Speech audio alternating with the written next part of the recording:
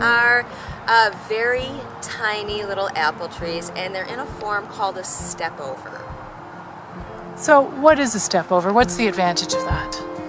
So stepovers are more of a cheeky sort of thing. So a lot of people will use them to line their walkways.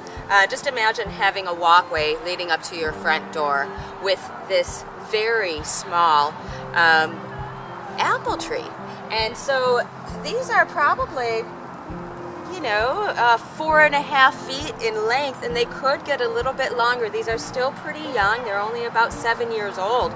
So they're just going to get stronger and more fruiting wood on them as years come. And so when it's in bloom, we've got these clusters of flowers along these nice little branches that are really close to the ground. Walking up to your door, you have half a dozen apples right here. This is one full-size, almost full-size tree. So essentially, you're going to have 6 apples per tree each year. Oh, definitely, at least. So you do this more for entertainment value rather than major fruit producing. Exactly. Yeah, it's pretty, it's beautiful, it feeds us, and it's a really nice, novel idea. And if you don't have a whole lot of space but want to try growing some fruit, this is a really good idea for you. So how do you prune these? What's the considerations when you prune this? So basically what happens is we've already pruned these for the year. And so what you'll normally see is 1-year-old whippy growth that comes off of this trunk here.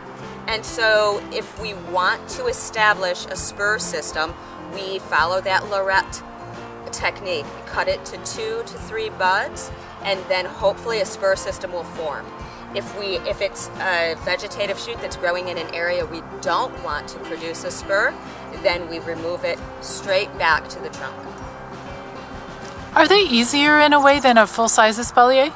Oh, definitely. So these are much easier because if it gets a little bit high or if it gets a little bit low, we're not too worried about it. With a full-size espalier that's a cordoned espalier, we need to make sure that they're staying within a certain zone so that we have that really pretty view through.